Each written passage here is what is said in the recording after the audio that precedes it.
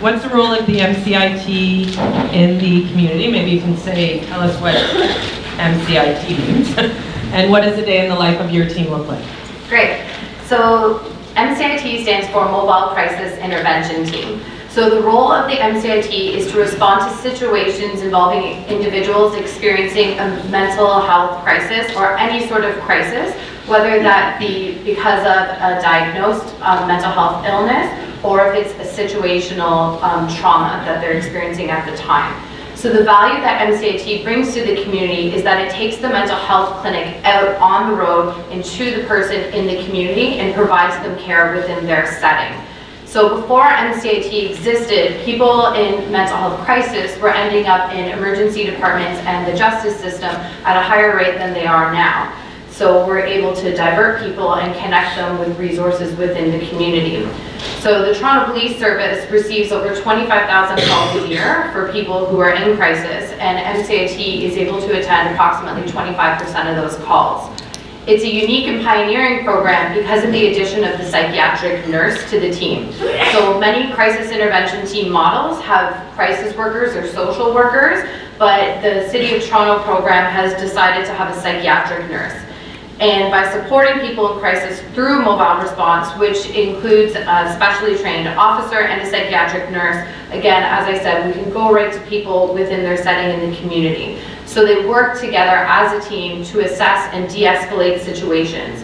The nurse can help diffuse people who may have had negative encounters with police, but also on the other side of things, many people with mental illness have had negative experiences within health systems, so sometimes they would prefer to speak to the police officer rather than the nurse. So the close partnership allows the most appropriate person to take the lead within situations and go from there. And then August, who is a former MCIT officer, will explain what a day in the life of MCIT looks like. So typically the units will log on and they start immediately scanning the board. When I say board, we are a mobile computer-aided dispatch to check for calls that would be appropriate for the MCIT teams to attend. The MCIT teams are 911 dispatch. They're not able to be contacted by outside agencies directly. It's always through a 911 call because that's what they are. They're an emergency response to an immediate crisis. So therefore, they're either going to be dispatched by a dispatcher through our 911 system, or they will volunteer to assist primary response units. They never respond as a solo unit, and that's because they are considered a one-person car, meaning the officer is the only officer that's armed, and by Toronto police policy, and for that matter most policies throughout Ontario for police services, any crisis call is considered a high priority call. It's either going to be deemed a 1 or a 2 priority call, and therefore they will always dispatch at least 2 officers to a call.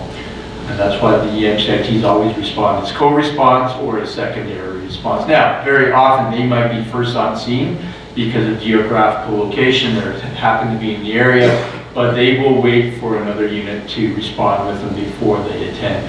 If the situation is considered highly dangerous, then the nurse will be required to stand back while the officers ensure that the nurse is safe and then can come in and do an assessment.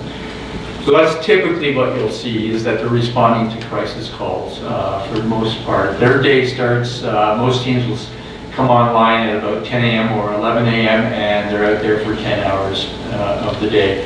And again, just attending calls. Typically, most teams will do about 3 to 4 calls. That doesn't seem like a lot, but typically these calls do take time, and the MCIT teams have the luxury of taking their time. Getting on scene, de-escalating, working with the client in order to ensure the best outcome for them. And the best outcome for them doesn't necessarily mean that they're going to a hospital. It may be a community agency partner putting them in touch with the community agency, or they may already be connected to that community agency, and then we'll just make sure that that conduit is still being followed through on. Can I ask really quickly, how many teams throughout the city? Absolutely. There are currently 10 teams deployed, with 7 teams working Monday through a full shift in the week, and the other 3 teams working Monday to Thursday. Typically, the teams will work, as I said, from either 10 or 11 a.m. start time to a 9 or 10 p.m. Finish time. Great. So every division does not necessarily have a team, but every division is covered by a team. So meaning the teams will have multiple divisions under their catchment area. And that aligns with our partner hospitals. We have 6 partner hospitals that we collaborate with. How will the partnership of police services and registered nurse complement each other, and what are the challenges there? So I'll speak about the partnership first. They complement each other on a lot of levels, obviously, but foremost is that the nurses will help the officers form grounds in order to decide whether a person who's in crisis needs to be apprehended. And not every person, well, in fact, the vast majority of people who are in crisis do not need to be apprehended under the Mental Health Act. They just need to be either connected with services, or sometimes they just need to be listened to. But where it really becomes high level is where we have cases that are complex, that in the end really aren't a mental health issue, but might be a medical issue.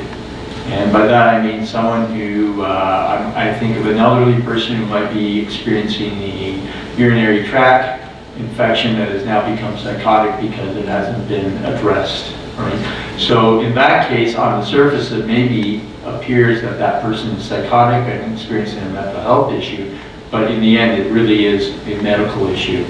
So that really brings a lot of insight for the officer, whether or not they need to be apprehended, or maybe they just need a full-on medical intervention.